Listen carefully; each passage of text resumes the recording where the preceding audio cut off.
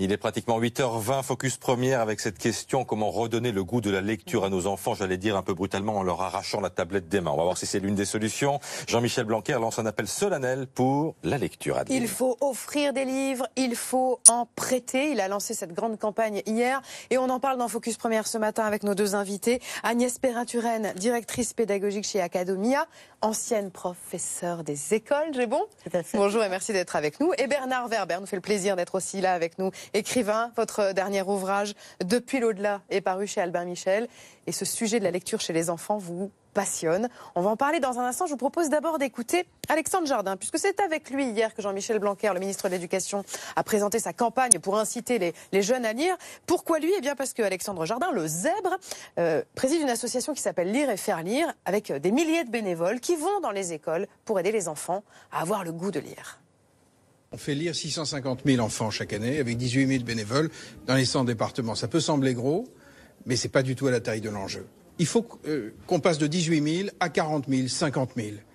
Il faut qu'on fabrique une nation de lecteurs et que tous nos petits, dans toutes nos maternelles, progressivement, aient des retraités qui viendront leur lire des histoires, augmenter, améliorer la qualité de leur bain de langage pour qu'ils entrent en CP avec un vocabulaire étendu.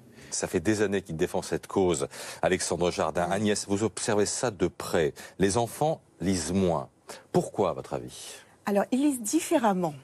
Parce qu'ils lisent, en fait, il y a beaucoup de lectures partout, des articles, des éditos, des blogs. Ils lisent beaucoup, mais ils ne lisent plus de la même façon. Ils lisent de manière beaucoup plus fractionnée. Oui. Ils piochent. Ils zappent. Exactement, c'est la génération Z. Et donc, ils lisent aussi moins de littérature classique. En même temps, il y a une littérature jeunesse extrêmement stimulante, extrêmement attractive. Donc, les choix ont changé, les modalités ont changé, mais ils lisent encore beaucoup. Bernard Werber, Jean-Michel Blanquer disait hier, la France est un pays d'écrivains, mais toute une génération a des difficultés à lire. Vous êtes écrivain, vous êtes sensible à cet argument ?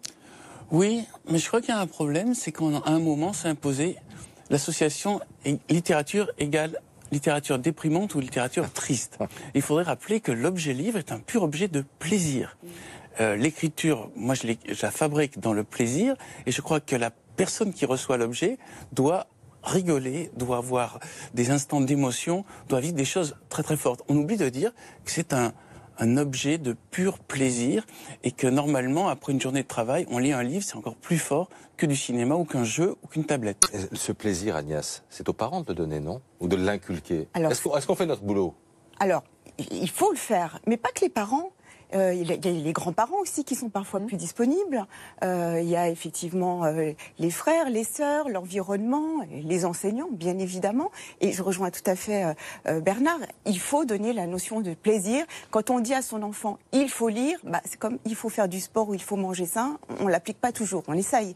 Mais c'est un petit peu la punition. Alors que quand on est dans un environnement créatif à disposition, quand on sort dans les bibliothèques, dans les salons du livre, quand on va en librairie, tout de suite, on donne une autre dimension à la lecture. Quel conseil de lecture vous donneriez, vous, à des parents pour leurs enfants ? D'abord, je leur conseillerais de démarrer par des nouvelles, enfin pour les parents qui ont des enfants qui n'arrivent pas à lire, qu'ils commencent à lire des recueils de nouvelles, tout simplement parce que la nouvelle, c'est un art dans lequel on ne peut pas tricher. Il faut tout de suite que l'histoire fonctionne. On ne peut pas mettre des grandes scènes d'exposition, on ne peut pas mettre des passages ennuyeux. Il faut tout de suite qu'on fabrique une sorte comme une blague, comme une énigme. Et moi, je sais que j'ai démarré un peu avec les histoires extraordinaires d'Edgar Allan Poe. J'ai lu ça comme des gourmandises, comme on mange des bonbons. Ouais. Et c'est cette littérature de plaisir, je crois, qui peut rendre à nouveau envie aux jeunes de lire.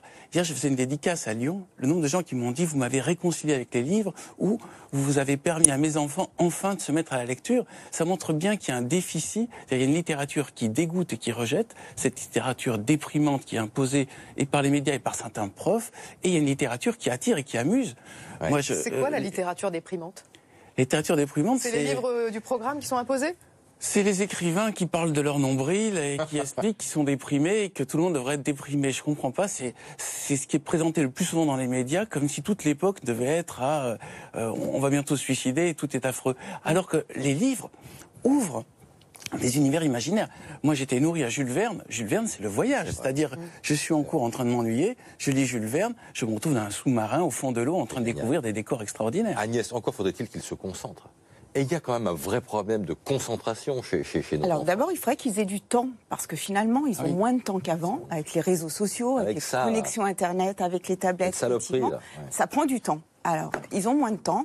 Et puis, effectivement, il faut qu'ils puissent avoir des conditions aussi.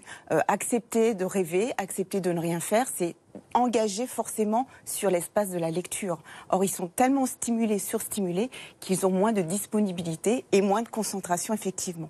Est-ce qu'il faut s'y prendre le plus tôt possible ?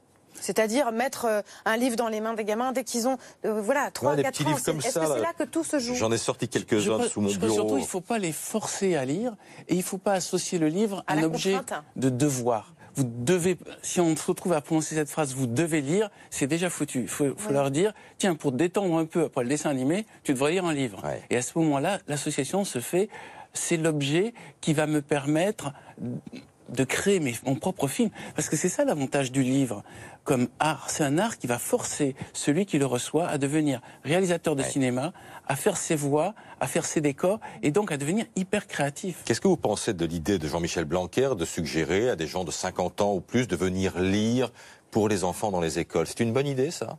Oui, j'approuve complètement. Je crois que de toute manière, tout ce qui participera à faire qu'on ait de plus en plus de lecteurs, participera à ce que nos sociétés soient de plus en plus intelligentes, et plus les gens seront intelligents, plus tout le système marchera bien.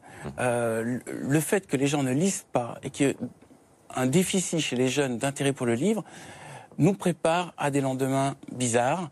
Et plus il y aura de gens qui liront, plus je crois que le système sera stabilisé. Et puis il faut aussi inciter les parents à pousser les portes des bibliothèques, parce qu'il y a une excuse qui peut être un livre ça coûte cher, mais pas à la bibliothèque. Et ça aussi, c'est important. Absolument. Et puis, il y a toutes sortes de lectures, effectivement. Même lire un beau livre de cuisine, c'est de la lecture. Un mot de votre dernier livre ? Vous nous faites frissonner une nouvelle fois. C'est pas pour nos enfants. Depuis l'au-delà, c'est un écrivain qui meurt et qui, une fois qu'il est mort, devient une âme errante. Et là, il comprend tout le système, y compris le système littéraire, mais vu depuis l'au-delà. Génial, on va s'y plonger. Et les fourmis, la trilogie des fourmis, ça peut être un livre qu'on peut conseiller à des plus jeunes. Hein. Il est dans le programme des écoles. Et je suis très content que les jeunes apprennent à lire avec mes livres. C'est ça la fonction même des livres. Un dernier mot, est-ce que l'écrivain a du temps pour lire ? Alors, je vais vous surprendre, je mets 4h30 pour écrire tous les matins, mais je dois mettre qu'1 heure pour lire. Donc le temps que je mets à écrire est beaucoup plus important que le temps que je mets à lire. Merci beaucoup d'être venu ce matin sur le plateau de Première Édition. 35 millions de livres vendus depuis 1991. Bernard Werber. Merci beaucoup, Merci Agnès. à tous les deux.